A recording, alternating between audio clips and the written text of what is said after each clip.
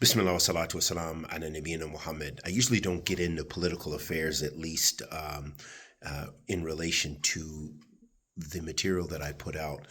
But I think it's worth noting the Israeli slash US 20-point plan. I was asked about this, and as I said, this is not my norm to speak about these affairs, but it's very important for us to be aware that, as they said, this is a U.S. and a U.S. and Israeli plan to determine the future of the Palestinians. And some of the problems, without going into detail and giving political analysis and so forth, is that we do have to realize that this is imposed on the Palestinians. So they have no say in this.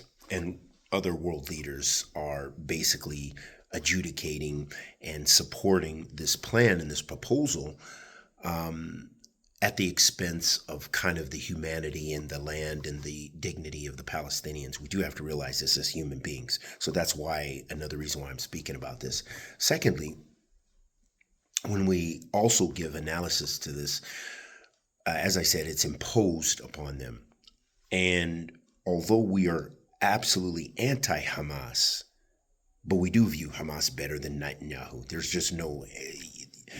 They're in the fold of Islam. They believe in one God. They believe in monotheism, regardless of their deviancy and regardless of them opening the door to the devils. They did a devilish plan, a devilish action, and they opened the door to demons.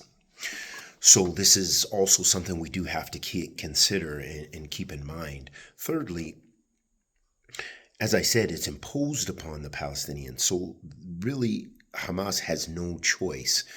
If they don't accept this, it will be to the obliteration, more than likely, of the Palestinians. But in the fact, although Israel doesn't want and the Israelis don't support a state for the Palestinians, they don't believe they're worthy of that sovereignty, and they occupy their territory.